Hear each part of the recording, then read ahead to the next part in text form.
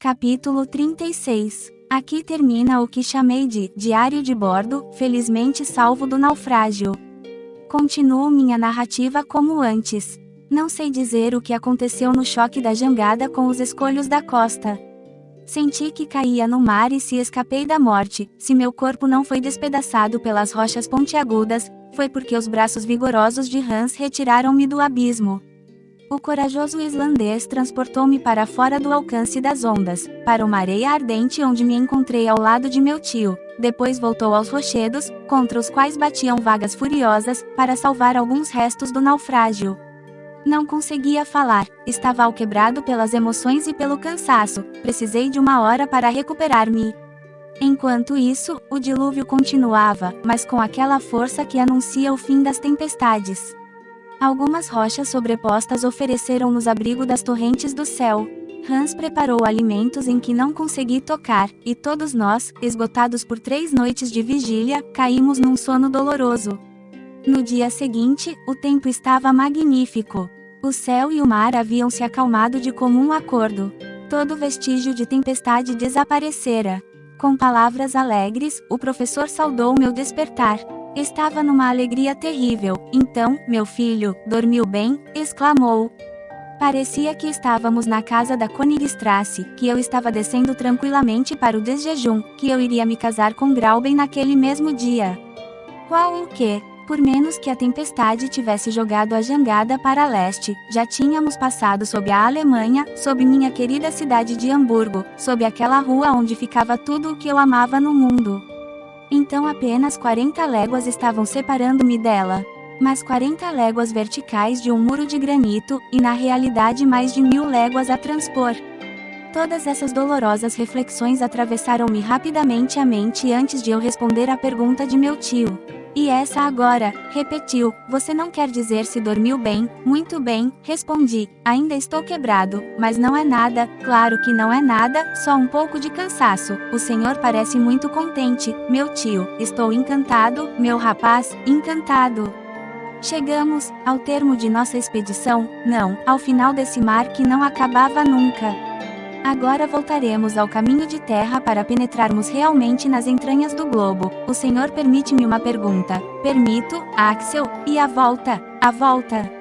Você já pensa em voltar antes mesmo de termos chegado? Não, só quero saber como voltaremos, da maneira mais simples do mundo. Assim que chegarmos ao centro do esferoide, ou encontraremos um outro caminho para tornar a subir à superfície ou voltaremos da forma mais burguesa possível, pelo caminho já percorrido. Agrada-me pensar que não se fechará atrás de nós, então teremos de consertar a jangada, com certeza. Ainda há provisões suficientes para continuarmos nossa grande aventura? Claro. Hans é um rapaz muito hábil, e tenho certeza de que salvou a maior parte do carregamento. Saímos daquela gruta fustigada pela brisa. Tinha uma esperança que era, ao mesmo tempo, um temor. Parecia-me impossível que a terrível abordagem da jangada não tivesse destroçado tudo o que carregava. Estava errado. Ao chegar à margem, vi Hans no meio de uma profusão de objetos bem arrumados. Meu tio apertou-lhe a mão num gesto de agradecimento. Aquele homem, de uma devoção sobre-humana, talvez único no mundo, trabalhara enquanto dormíamos e salvara os objetos mais preciosos correndo risco de vida. Mesmo assim, perdemos objetos bastante importantes, nossas armas, por exemplo, mas afinal não eram tão indispensáveis. A provisão de pólvora estava intacta, depois de ter quase explodido durante a tempestade. Bem, já que os fuzis se foram, não seremos obrigados a caçar, exclamou o professor. E os instrumentos? Aqui está o manômetro, o mais útil de todos, que vale por todos os outros. Com ele poderei calcular a profundidade e saber se alcançamos o centro. Sem ele, arriscaríamos ultrapassá-lo e ir parar na terra dos antípodas. Estava numa alegria feroz. E a bússola? Perguntei. Está ali, no rochedo, em perfeito estado, assim como o cronômetro e os termômetros. Esse caçador é mesmo precioso. Era preciso reconhecer que os instrumentos estavam todos ali. Quanto às ferramentas e outros equipamentos, vi, espalhados na areia, escadas, cordas, pás e picaretas. Faltava saber dos víveres, e as provisões? Perguntei. Vejamos as provisões, respondeu meu tio. As caixas com os alimentos estavam alinhadas na praia em perfeito estado. A maioria delas havia sido respeitada pelo mar, e podíamos contar com víveres para mais 4 meses, juntando os biscoitos, a carne seca, a genebra e o peixe seco. 4 meses, gritou o professor, dá para ir e voltar. Com o restante pretendo oferecer um grande jantar a meus amigos do Johannayum.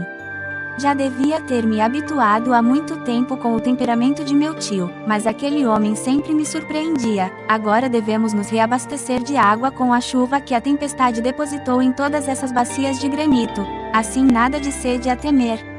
Quanto à jangada, vou recomendar que Hans a conserte como puder, embora ache que não será mais útil. Por quê? Eu quis saber, intuição, meu filho.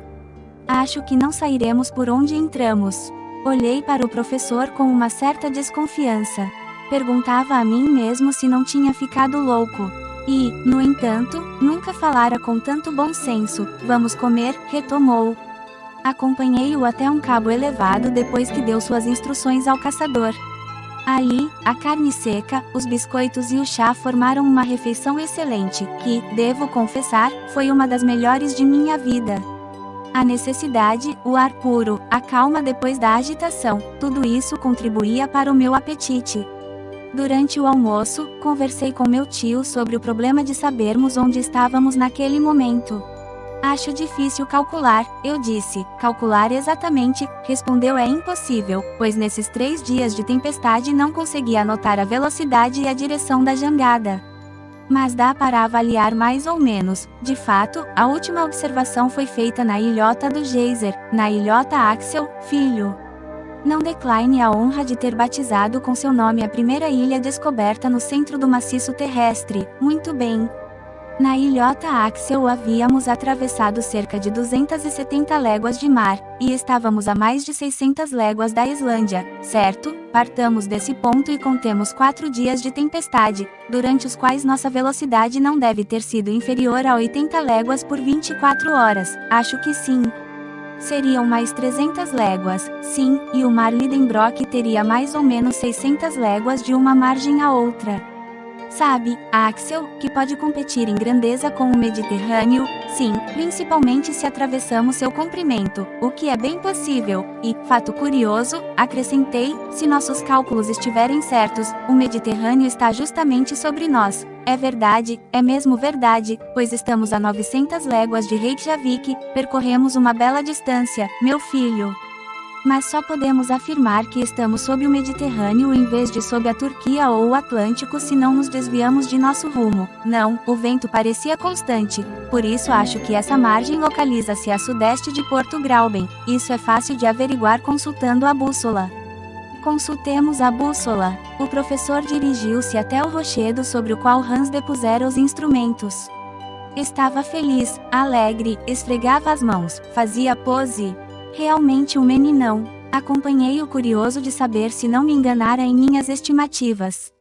Chegando ao rochedo, meu tio pegou a bússola, deitou-a e observou a agulha, que, após oscilar, parou numa posição fixa pela influência magnética.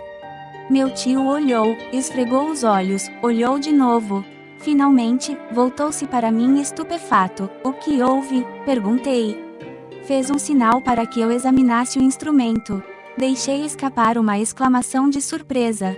A agulha marcava o norte no lugar onde supunhamos ser o sul. Voltava-se para a praia, em vez de mostrar o alto mar.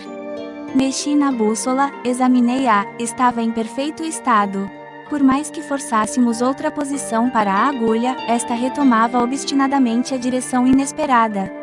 Assim, não havia mais dúvidas de que, durante a tempestade, uma virada de vento que não perceberamos trouxera o barco de volta às margens que meu tio acreditava ter deixado para trás. Obrigado por assistir o vídeo. Se está gostando desse audiolivro, não esqueça de se inscrever no canal, deixar o gostei nesse vídeo e ativar o sininho para não perder os próximos capítulos. Também compartilhe com alguém que vai gostar dessa história. Clique aqui para escutar o próximo.